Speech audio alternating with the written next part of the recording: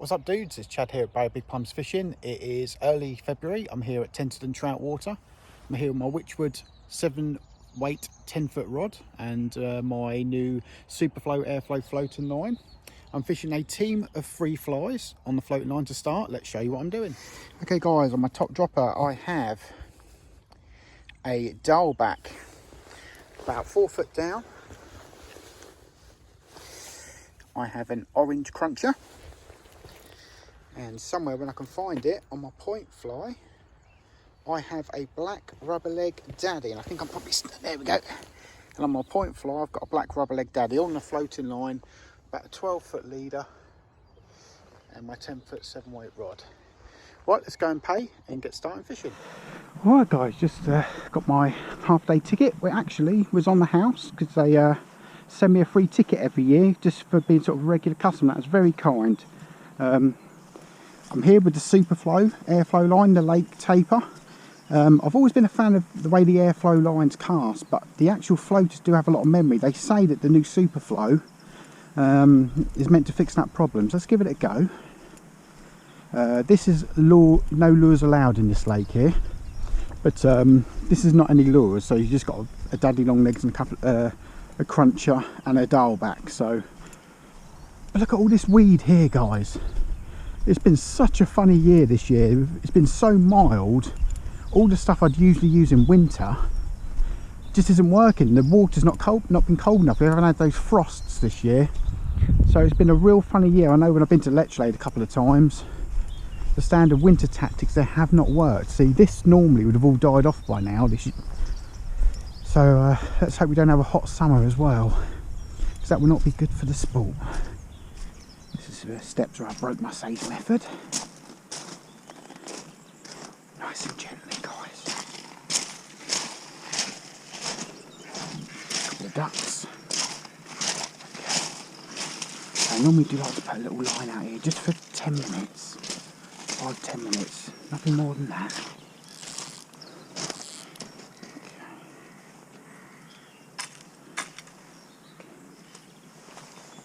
Just see how this casts. So the dullbacks have not really got any weight in them, the crunchers, but I'm hoping that's going to be heavy enough. Let's see if there's any memory in this. Oh, look at that. A little bit of coils there, but nothing too drastic.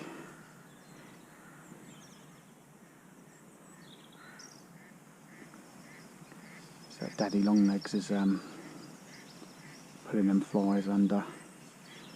So I'd probably do give us a little stretch. It's literally just come off the spool. Or if I hook a fish, I'm sure that'll straighten out quite quickly.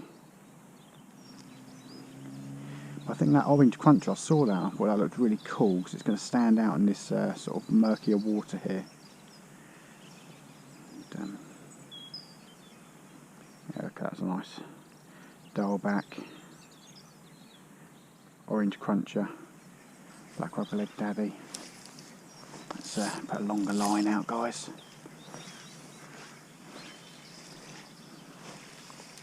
That's incredibly easy casting.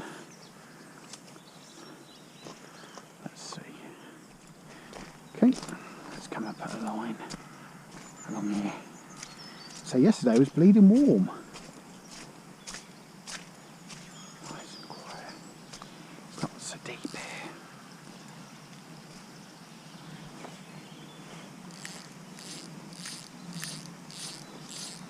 Just going to put a line out, guys. Watch out for those trees behind me. See them right there? Right on my back cast. If I go over my head, I'm going to catch those trees. Then I'll have a sulk on one eye and I'll have to tie the flies on again.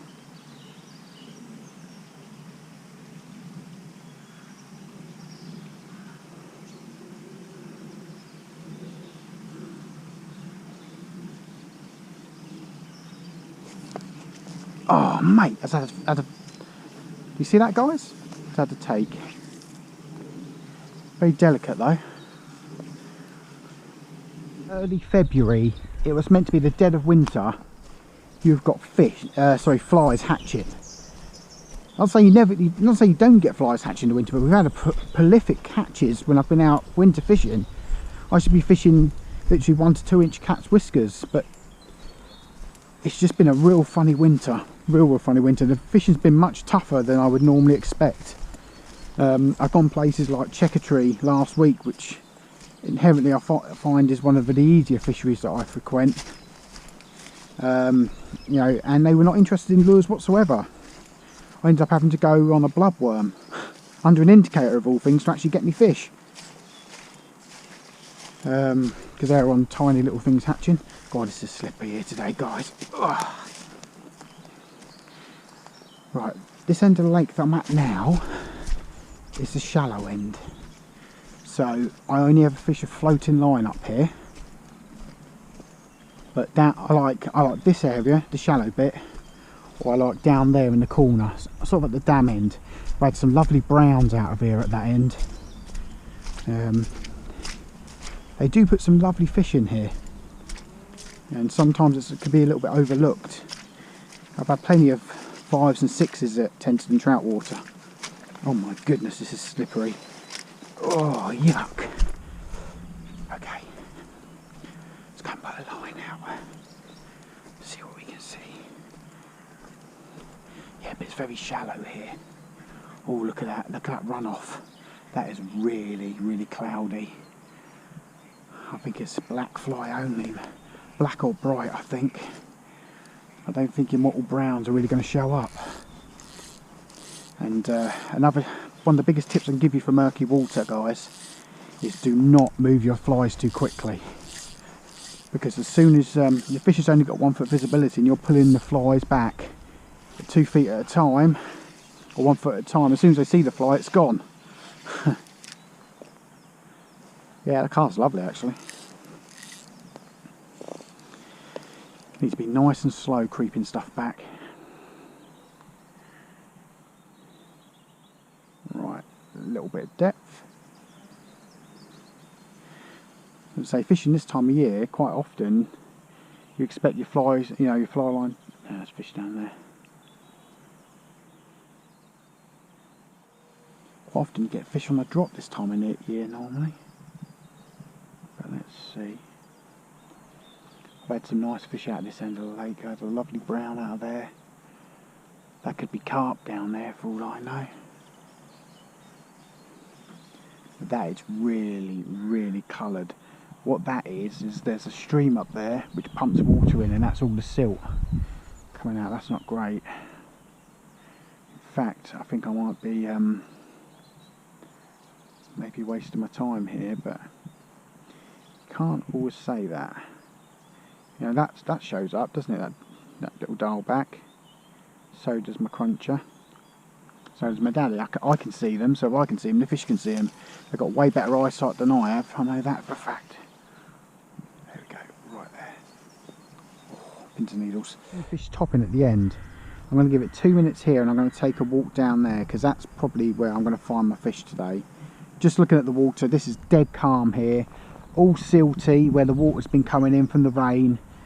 That's going to be, I think, my winning end of the lake. So we'll give it a few more casts here, and then I'm going to make my way down there. You move from there, the wind has now changed direction and gone back that way. Well, what the hell, I will give it a little bit of time down here anyway.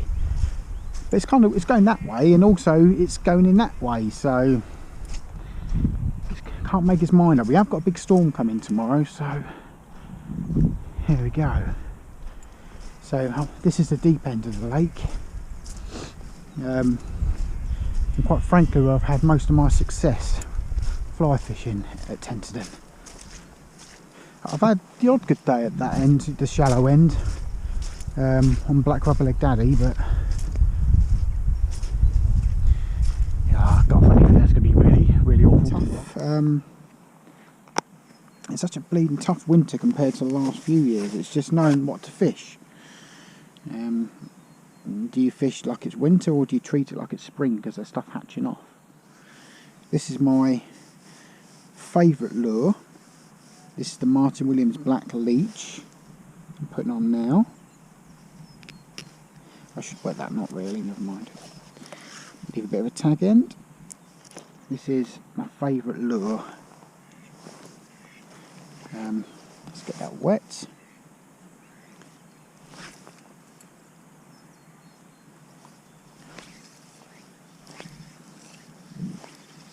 I say airflow. It's a very nice casting line, but I'm not sure. I know it's tough, but that polyurethane just does have memory.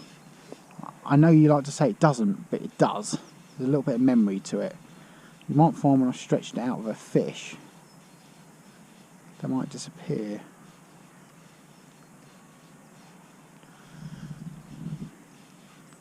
It's not too bad. It's not like the previous super dry range. It's definitely got less memory.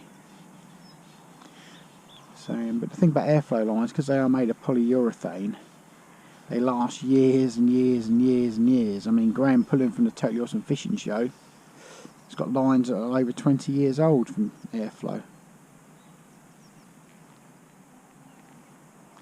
I'll put one out by these weeds.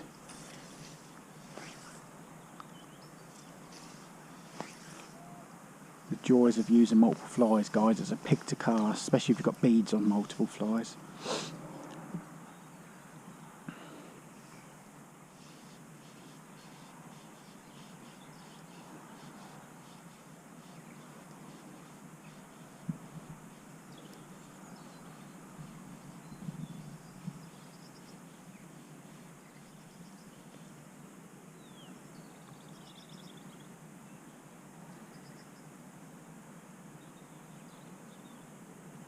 On the hang. That looks beautiful in the water. The thing here is you see surges, and what I can tell you is Tenterden has got a lot of carp in here as well as trout. So you need to figure out whether or not that surge is a carp or a trout, really.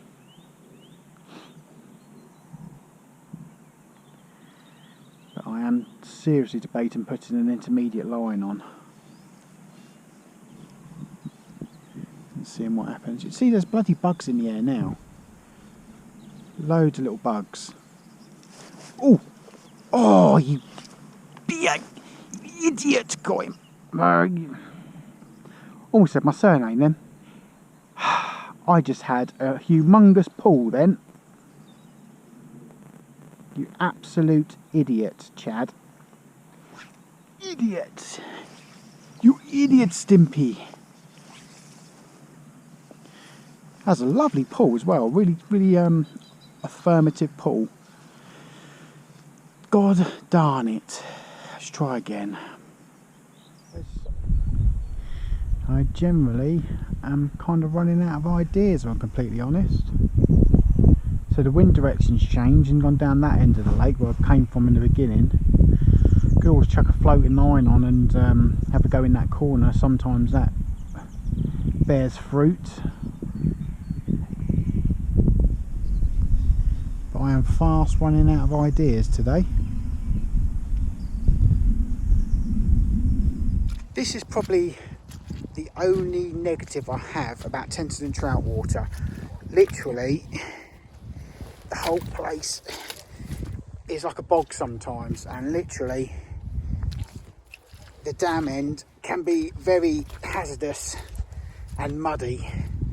The owners said that this summer they're looking to fix this, which is great, because I know this means you're going to get muddy when you oh, Montana, and was bringing my rod up on the hang. I just about resigned to the fact I weren't going to hook a fish, and I've lost it. Wow, you slack. Well, I hooked one on the Montana on the hang, so shoot me now. Right, let's not make the same mistake as made. I think that might be on my dropper Bibio. Oh, yep, it's on my dropper. Nice and easy, guys. I pretty much have resigned myself to a blank today. This is quite a stiff rod, this witchwood. Oh, just little black bibio, like a bibio fly with a red bead on it. I've seen them topping for some little stuff hatching, so I've gone a little bit smaller. It's a nice looking rainbow anyway. Oh, come on. There we go. We're in. I had resigned myself to a blankety blank today, guys. So that is almost a miracle. A little rainbow, a couple of pound. There you go, nice and easy. Right, hello guys. It'll be a bit janky the filming now, but let's see. I can land this fish. There we go. Got him. That actually, guys, that's a lump. That's about 3.5, 4 pound. Right, let's get him released. Right, he's raring to go. One release trout. Whew.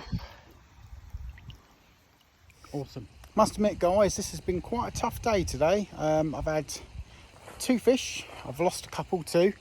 The first one I had on a black snatcher or cruncher, you know, a little tiny thing in the top layers. And just on my way out, I thought I'd come up to this second lake and throw out a flexi leg damsel, and had that lovely fish, maybe 3.5, 4 pound. But just shows you guys, keep moving, keep persistent, and you can eventually get those fish. Hello there, guys. Let's see if I can. There, guys, this flexi leg damsel seems to have done the trick up here.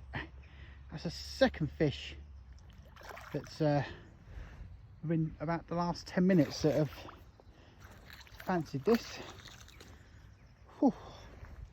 Awesome, awesome. There you go, guys. It's been a very, very tough day. I really haven't had any success for the first sort of 3-4 hours I was here. On the main lake down there, I was able to get one in the top few layers on a cruncher. And I've literally, on my way out, I thought I'd throw a line here on this second lake, and I've just had 2 fish on a flexi-legged Martin Williams damsel. Unfortunately, my GoPro ran out, so I couldn't really get the film in how I wanted it. But hey, it's a good session. It's going to be absolutely horrendous weather-wise tomorrow, so I wanted to get out there and wet a line today, and luckily I was able to get a couple of fish. So there you go. This is Chad. Have a good one, guys, and hopefully the storm's not too bad for you tomorrow, and tight lines.